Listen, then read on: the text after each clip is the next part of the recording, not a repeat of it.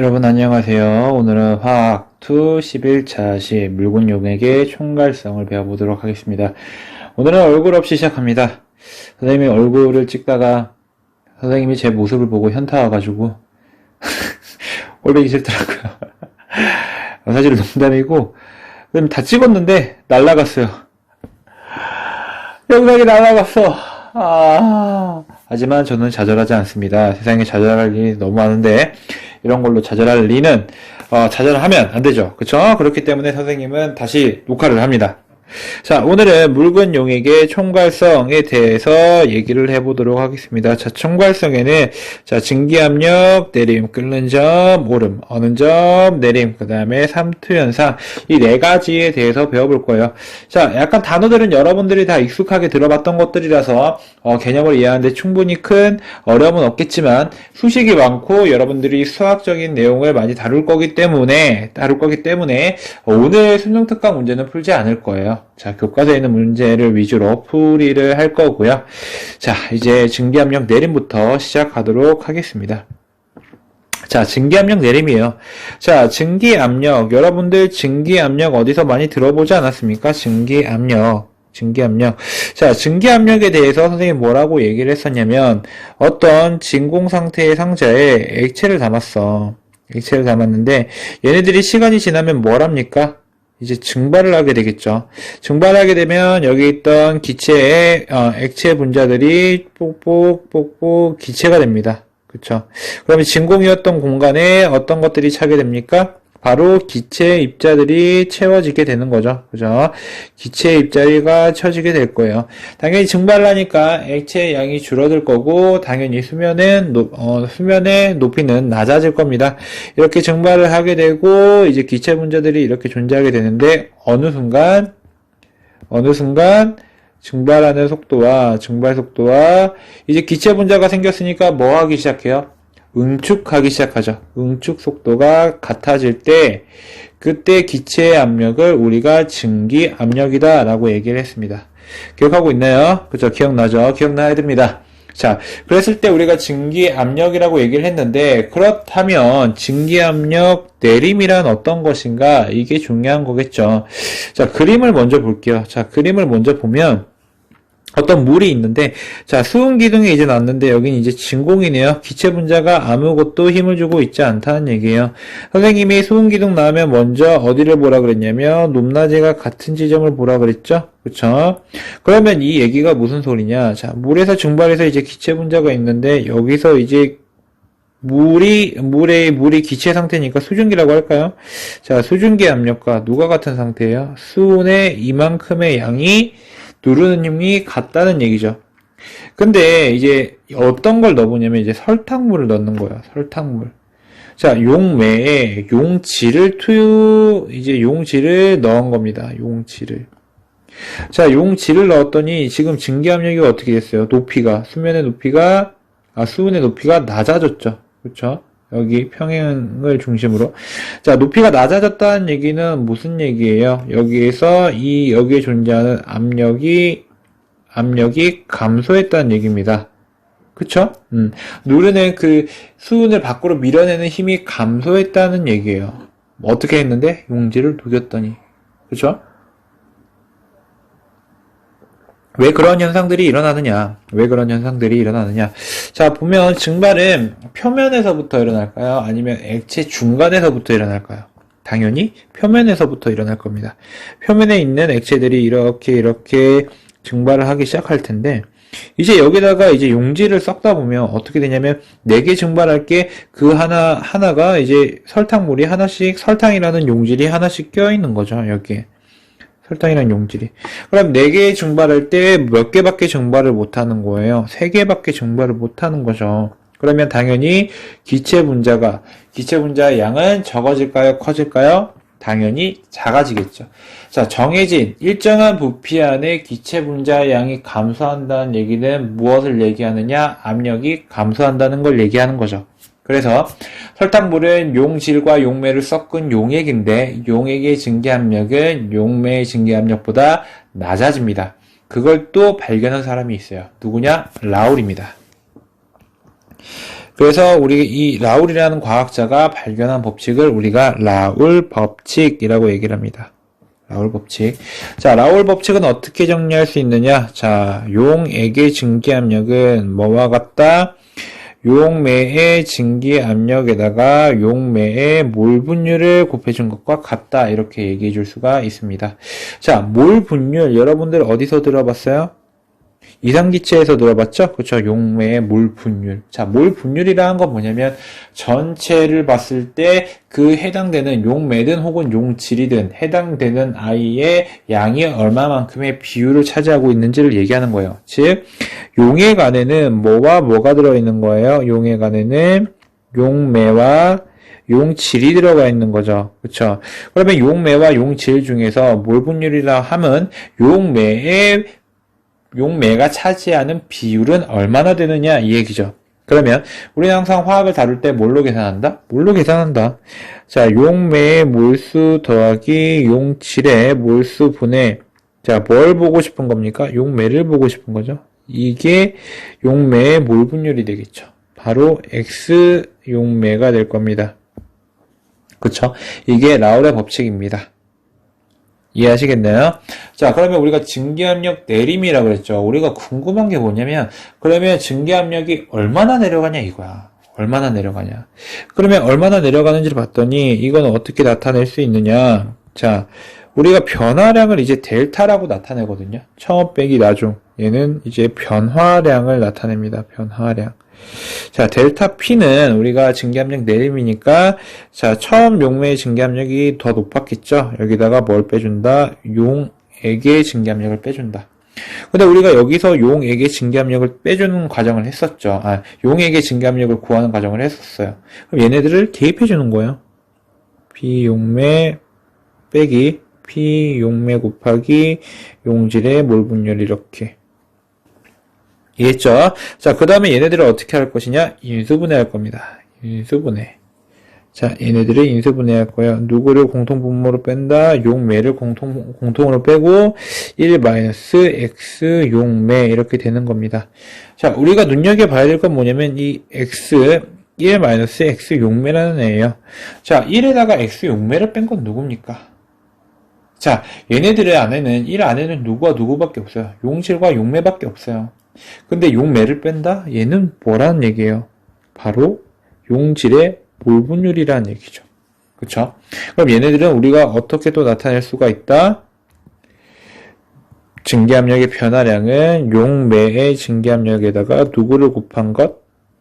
그렇죠. 용질의 몰 분율을 곱한 것. 이렇게 얘기할 수가 있겠죠. 그쵸? 이해하셨어요? 자, 정리해 볼게요. 자, 증기압력이라고 하는 거는 응축 속도와 증발 속도가 같아질 때 그때의 기체 압력을 우리가 증기압력이라고 하는데, 용매가 아니라 용액 상태에서는 용질이 용매가 증발하는 것을 방해하기 때문에 이러한 현상이 일어난다고요. 자, 그럼 조건이 하나 붙어야 돼요. 자, 봐봐. 그러면 용매만 증발하는 건데 용질은 증발하면 돼요, 안 돼요? 안 되는 거죠. 그래서 증기압력 내림을 우리가 얘기할 때는 조건이 항상 붙습니다. 어떤 조건? 이 용질, 여기는 설탕이라고 나와 있는데 이 용질이 비휘발성이어야 돼요. 비휘발성. 휘발성이라고 얘기를 해버리면 우리가 휘발성인 용질을 이용해서 이 라울 법칙을 활용하려면 굉장히 복잡해져요. 왜냐면 용매만 증발하는 게 아니라 용질도 증발하게 된다는 얘기는 농도가 계속해서 변한다는 얘기죠. 몰 분율이 계속해서 변한다는 얘기예요. 무슨 말인지 알겠어요? 그럼 우리가 그거를 할 수가 없는 거죠. 정확한 양을 측정할 수가 없는 거예요. 이해하셨죠? 자, 다음으로 넘어가 볼게요. 자, 이번에는 끓는 점 오름과 어는 점 내림에 대해서 한번 얘기를 해보도록 합시다. 자, 눈치 빠른 친구들은 약간 감이 왔을 거예요. 어떤 감이 왔을 거냐면, 잠깐, 끓는 점 같은 경우는 뭐라 그랬어요? 선생님이 끓는 점은 외부 압력과 증기 압력이 같아지는 그 지점이라고 그랬잖아요. 그런데 용액이 되고 증기 압력은 어떻게 됐어요? 여기 볼게요. 자, 용매가 용액이 되면서 지금 이 내부 압력이 어떻게 됐습니까? 지금 증기 압력, 내부 압력이 아니라 미안해요. 증기 압력이 감소했죠. 그러면 외부 압력과 증기 압력이 같아지는 지점이 끓는 점인데 용액의 증기 압력이 외부 압력보다 더 낮아진다? 그러면 얘네들이 끓는 점에 도달하기 위해서는 어떻게 해야 돼요? 더 가열해야겠죠. 더 높은 온도로 가열해야 된다는 얘기예요. 왜요? 증기 압력은 온도가 높아질수록 증가하니까. 왜? 온도가 높을수록 증발이 더 활발하게 움직이죠. 왜냐면 분자 운동이 활발해지니까. 그쵸? 자, 그러면 이렇게 생각을 해볼게요. 자, 그렇게 됐을 때, 용액이 됐을 때, 그 끓는 점이 올라가는 현상을 우리가 뭐라 그런다? 끓는 점 오름이라 그런다. 자, 그러면 끓는 점 오름은 어떤 걸 얘기하는 거냐면, 끓는 점 오름은 그 끓어올랐을 때 그 온도 변화를 우리가 끓는 점 오름이라고 얘기를 합니다. 무슨 얘기냐? 자, 끓는 점 오름은, 자, 끓는 점 오름은 우리가 기호를 어떻게 쓰냐면 델타 TB 이렇게 씁니다. B 보일이죠. 끓다. 그죠? 델타 변화량이죠. 그쵸? 얘네는 우리가 어떻게 나타난다? TB 마이너스 TB인데 얘는 나중에 증가한 온도를 얘기하는 거고 얘는 용매의 끓는 점을 얘기하는 겁니다. 그쵸? 근데 우리가 가만히 살펴보면 얘는 결과값 아니니? 무슨 얘기냐면 얘네들이 용액이 됐을 때 끓는 점이 얼마나 올라가는지를 한번 보자라고 했을 때 우리가 직접 측정해야 되잖아. 우리가 실험을 통해서 무조건 측정을 해야 되는데 그러면 선생님이 과학이 결과에 대한 정리라고 얘기도 했었는데 뭐라고 했냐면 그 결과를 바탕으로 예상도 할 수 있어야 된다 그랬잖아. 즉 우리가 용액을 만들었을 때 걔네들이 끓는 점이 얼마나 올라가는지 알아야 우리가 그 정의가 의미가 있다고 얘기를 했어요. 그죠? 그래서 하나 더 종류가 나옵니다. 하나 더 계산식이 나옵니다. 뭐냐? 자, 델타 TB는 뭐에 비례하냐면 몰랄 농도에 비례합니다. 몰랄 농도. 자, 선생님이 끓는 점도 그렇고 증기압력도 그렇고 기준이 누구였어요? 용매였어요? 용질이었어요? 용매였죠. 그렇죠? 그러면 용매에 따라서 이제 어떻게 되느냐? 끓는 점이 달라진다. 즉 얘는 뭐냐면 상수예요, 상수. 끓는 점 오름 상수입니다.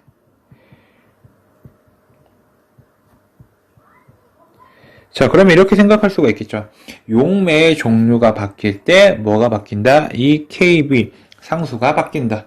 즉 용매가 바뀔 때 몰랄 농도, 즉 M이 뭐냐면 몰랄 농도예요. 몰랄 농도. 몰랄 농도가 바뀌더라도 몰랄 농도가 일정하더라도 그 용매의 종류가 바뀌면 어떻습니까? 어때요? 끓는 점 오름이 변하게 되는 거죠. 근데 여기서 몰랄 농도라고 얘기를 했어요. 몰랄 농도는 뭐였어요? 몰랄 농도. 용매의 질량분의 누구의 몰수? 용질의 몰수죠. 자, 생각을 해볼게요. 내가 지금 용매, 용질이라 그랬지, 물, 수산화 나트륨, 이렇게 용질의 종류를 얘기를 했나요? 얘기하지 않았죠. 그럼 얘네들은 어떻게 되느냐? 용질의 종류와 관련이 있다, 없다? 관련이 없다. 단지 뭐에만 관심이 있다? 용질의 몰수에만 관심이 있다. 무슨 말인지 알겠어요? 네. 그 다음에 어는 점 내림을 한번 볼게요. 자, 선생님 그러면 어는 점은 뭐예요? 라고 얘기할 수가 있겠죠. 네, 어는 점. 자, 언다? 무슨 얘기죠? 용액의 입자가 가까워진다는 얘기죠. 그렇죠? 용액의 입자가 가까워진다는 얘기예요. 근데 용액의 입자가 가까워지려고 그러는데 그 사이에 용질이 껴있어. 가까워지려고 하는데 가까워져야 고체가 되는데 그러면 힘드니까 어때요? 온도가 더 낮아져 버리면 더 가까이 붙을 수가 있겠죠. 그래서 어는 점 같은 경우는 용매에서 이제 용액이 되면 내려가게 됩니다. 그때 그 차이를 우리가 뭐라 그러냐? 어는 점 내림이라고 얘기를 합니다. 어는 점 내림. 어는 점 내림. 얘네는 기호를 어떻게 쓰냐? 델타 TF 이렇게 씁니다. 무슨 말인지 알겠죠? 끓는 점 오름과 비슷하게 갑니다. 용질의 종류와 관련도 없고 용매의 종류에 따라서 뭐가 바뀐다? 상수가 바뀐다. 그러면 델타 TF는 우리가 어떻게 나타낼 수 있냐면 자, 내려갔을 때 처음 용매 상태에서 어는 점 용매 상태에서요. 그 다음에 용액이 됐을 때 어는 점을 뺀 값이 이제 어느 점 내림이 되겠죠. 얼만큼 내려가나가 중요했기 때문에 얘네들을 양수로 만들어주는 거예요. 어느 점이 내려갔기 때문에 내려간 온도를 처음 온도에서 내려간 온도를 빼줘야 양수가 되겠죠. 그쵸? 그 다음에 얘도 마찬가지로 얘네들은 결과론적 값이잖아요. 근데 우리가 예상도 할 수 있어야 되니까 얘네에 대한 식을 하나 더 알아야 되는데 그게 뭐냐면 kf 곱하기 몰랄 농도입니다. 얘네들도 마찬가지로 용매에 따라서 누가 바뀐다? 이 상수가 바뀌는 거고 입자수에 따라서 몰랄 농도가 바뀌는 겁니다. 이해하셨나요? 자, 이번에는 우리가 뭘 해볼 거냐면 이제 끓는 점 오름과 어느 점 내림에 대한 예시를 한번 풀어볼게요. 자, 예제 한번 풀어볼게요. 자, 문제 어렵지 않아요. 자, 한번 볼게요. 자, 물 100g에 설탕 6.84g. 자, 비휘발성 용질이죠. 비휘발성. 선생님이 이거 얘기할 때는 무조건 비휘발성이라고 얘기를 했습니다. 자, 물 100g에 설탕 6.84g을 녹인 수용액에 1기압에서의 끓는 점을 구해보자. 단, 설탕의 분자량은 342이다. 분자량을 줘줬네. 당연히 몰수를 구하라는 얘기구나. 이런 얘기가 되겠죠. 자, 일단 우리가 끓는 점 오름을 보려면 어떻게 공식을 썼냐? KB 곱하기 몰랄 농도인데 선생님 KB가 안 나와 있어요. 자, 교과서 문제거든요. 교과서에는 나와 있어요. 자, KB가 얼마냐면 물의 KB는 0.51 도씨 곱하기 킬로그램 몰. 자, 단위가 복잡해요. 자, 눈치 빠른 친구는 어떻게 할 수 있나요? 자, 몰랄 농도의 단위가 뭐예요? 킬로그램 퍼 몰이죠. 그렇죠? 용질의 몰수분의 용매의 질량분의 용질의 몰수죠. 자, 결국은 나중에 약분 되겠죠. 그렇죠? 이해했어요? 자, 나중에 이 단위 약분하는 게 이렇게 척척척 되면 몰라도 착착착 해가지고 풀 수가 있어요. 미안해요. 자, 한번 볼게요. 자, 0.51 도씨 곱하기 킬로그램 퍼 몰이래요. 여기다가 이제 우리가 몰랄 농도를 해줘야 되는데 몰랄 농도를 구해볼게요. 자, 몰랄 농도를 구해보면 일단 몰랄 농도는 우리가 어떻게 구했냐면 용매의 질량분의 용질의 몰수였어요. 그죠? 자, 용매의 질량은 100g이니까 0.1kg이 될 거고 용질의 몰수는 우리가 구해봐야겠죠? 6.84g이니까 342분의 6.84가 되겠죠. 어려운 사람은 그람 퍼 몰 보셔보세요. 그람 퍼 몰. 그 다음에 얘는 그람. 하면 어떻게 됩니까? 약분. 자, 약분 되고 얘는 위로 올라가겠죠. 자, 그럼 몇이에요? 50인가요?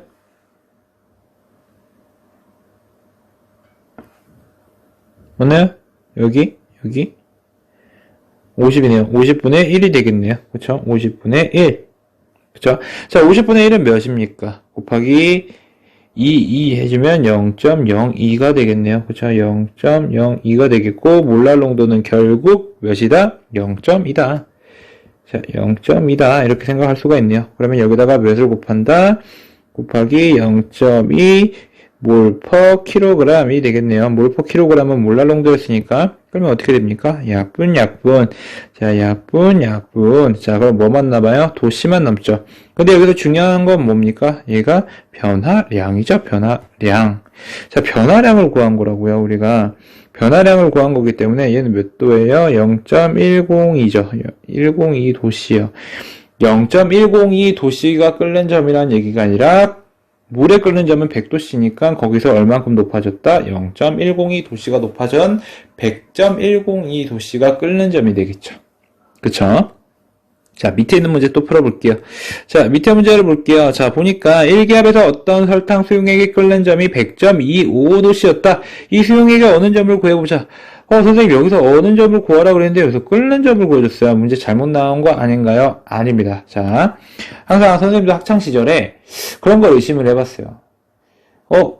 뭔가 잘못된 것 같아. 이거 풀 수 있는 문제가 아니야. 문제가 잘못된 것 같아. 한 10번 중에 한 번은 내가 잘못된 거더라고요. 문제가 잘못된 게 아니라.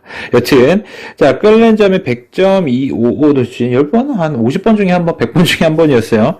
자, 설탕 수용액이 끓는 점이 100.255도씨였다. 볼게요. 무슨 얘기냐? 자, 여기서 끓는 점 오름이 몇 도예요? 0.255도씨였죠. 자, 델타 TB가 KB 곱하기 몰랄 농도. 자, 몰랄 농도가 몇이다?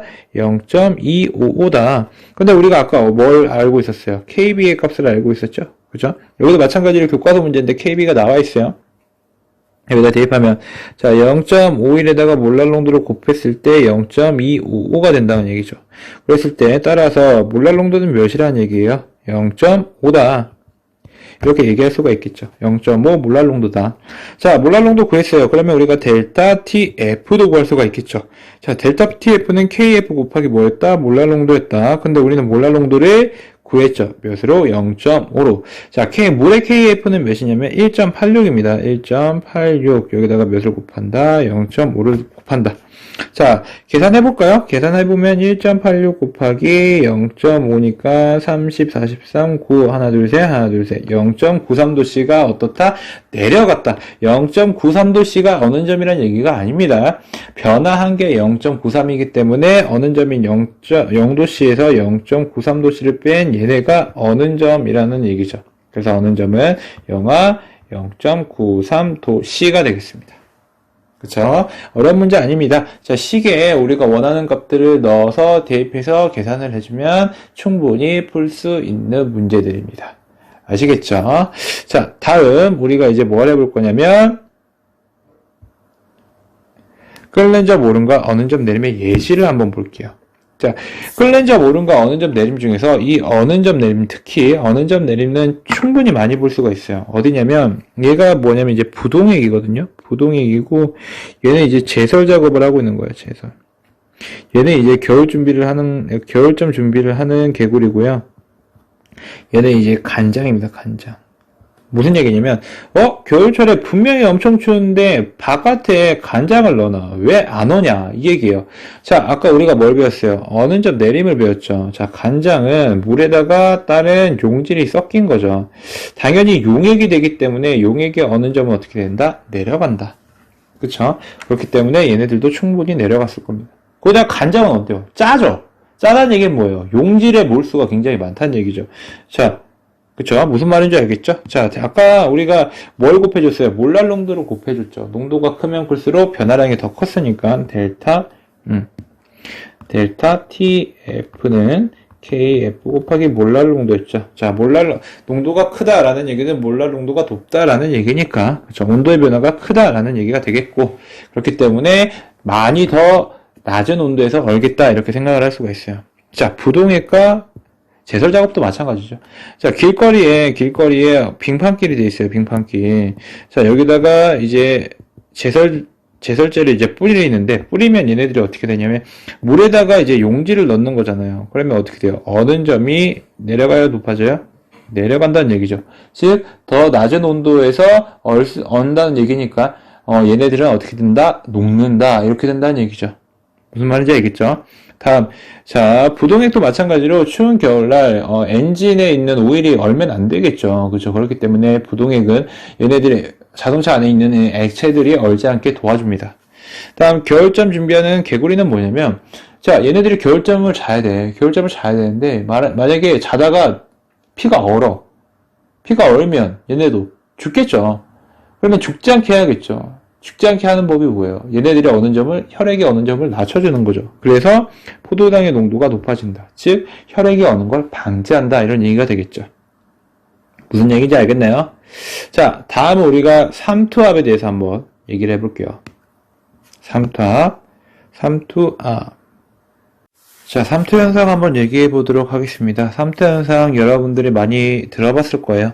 선생님이 생각하기에는 생명과학 시간에 많이 들어봤을 텐데, 자, 삼투현상이라고 하는 거는 이제 어떤 농도가 다른 두 용액에서 반토막이라는 용질은 통과할 수 없지만 작은 입자인 용매만 이동 가능한 이런 반토막을 껴넣었을 때 농도가 작은 쪽에서 높은 쪽으로 누가 이동하냐면 용매가 이동하는 이런 현상을 삼투현상이라고 얘기합니다.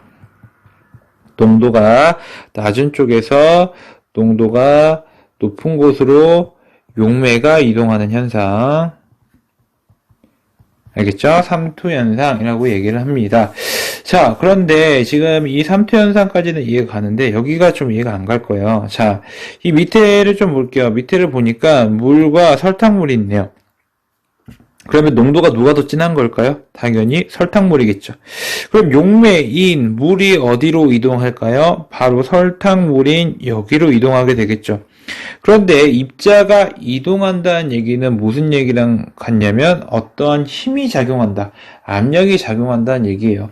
여러분들이 이렇게 생각해 볼게요. 어떠한 벽이 있는데 스펀지 같은 게 있는데 이 어떤 입자가 그냥 조금씩 움직이고 있대. 스펀지 같은 게. 그럼 어떻게 해요? 이렇게 쭉 하면 스펀지가 쭉 들어간다는 얘기죠. 들어간다는 얘기는 뭐예요? 힘이 가해졌다는 얘기죠. 그렇죠. 그러면 여기로 누가 이동하면서 용매 입자가 이동하면서 어떠한 압력이 가해진다는 얘기죠. 그랬을 때 그 압력의 크기를 우리가 뭐라고 하는 거냐면 바로 삼투압이라고 얘기를 하는 겁니다. 무슨 말인지 알겠죠? 자, 그러면 그때 기준은 뭐라 그러냐면 이제 용매가 이동하니까 당연히 어떻게 돼요? 얘네들이 이렇게 쭉 낮아지겠죠. 수면의 높이가 얘네는 올라갈 거예요. 그때 이 수면의 높이를 동등하게 해주는 것만큼 압력을 눌러주는데 그때가 삼투압이다. 왜냐면 여기가 선생님이 수면의 높이가 같다는 얘기는 양쪽에서 누르는 힘이 어떻다는 얘기예요. 양쪽의 힘이 같다라고 얘기를 하는 거잖아요. 그쵸? 자, 그러면 우리가 압력 얘기를 했어요. 자, 이거를 이제 삼투압을 구할 수 있게 누가 이제 이 어떠한 법칙을 발견했는데 누구냐면 반트호프라는 사람이에요. 반트호프. 이거를 우리가 반트호프 법칙이라 그러는데 PV는 nRT 한번 봐볼게요. PV는 nRT. 자, 여기서 삼투압이라고 하는 게 누구예요? 바로 압력이죠. 자, P입니다. 자, 그러면 어떻게 해볼 거냐? P를 이제 파이, 삼투압이라고 해볼게요. 자, 파이는 V는 nRT가 되죠. 자, 근데 부피분의 몰수? 얘 어디서 많이 보지 않았어요? 예. 그쵸. 몰농도죠, 몰농도. 이해하셨어요? 몰농도입니다. 그래서 우리가 삼투압을 어떻게 구하냐? 자, CRT라고 해서 C는 몰농도, R은 기체상수, T는 온도 이렇게 구합니다. 무슨 말인지 알겠죠? 자, 그런데 여기서 CRT 선생님 고등학교 때 과학 선생님 뭐라고 외우라 그랬냐면 이제 C암탁 이렇게 외우라고 했었거든요. C암탁 이렇게 바에는 C암탁 이런 식으로 무슨 말인지 알겠죠? 자, 이런 식으로 하라 그랬는데 자. 다음은 이제 그러면 우리가 용액이 됐을 때 증기압력, 내림 끓는 점, 오름 어는 점, 내림 삼투압을 이렇게 정리해서 했어요. 근데 얘네들이 다 어떤 거냐면 묽은 용액이 됐을 때 일어나는 현상들이거든요. 그래서 묽은 용액이 됐을 때 일어나는 현상을 우리가 다 뭐라 그러냐면 총괄성이라 그럽니다. 총괄성. 자, 총괄성인데 이걸 뭐라 그러냐면 용액 속에 공통점이 있어요. 공통점. 얘네들 4개의 공통점. 일단 용질이 비휘발성이어야 돼요. 비휘발성. 그 다음에 용질은 비휘발성이고 종류에 관련이 있다 없다? 관련이 없다. 누구가 중요한 거예요? 뭐가? 용질의 종류가 아니라 입자수가 중요한 거겠죠. 입자수가 중요. 무슨 말인지 알겠죠? 이 용액이 됐을 때 변하는 4가지는 용질은 일단 비휘발성이고 얘네들은 종류와 관련이 없고 입자수가 중요하다. 이렇게 생각을 하면 될 것 같습니다. 이해하셨죠? 자, 다음 시간에는 선생님이 이게 여러분들이 들으면서 한 번에 이해할 수 있는 내용이 아니라서 지금 편집을 해봐야 알겠지만 35분에서 40분 정도 될 것 같아요. 자, 이걸 한번 보고 여러분들 정리할 시간을 가지면 50분이 딱 될 것 같아서 프린트에 있는 문제랑 프린트 같은 경우는 다음 시간에 선생님이 업로드 해주도록 하겠습니다.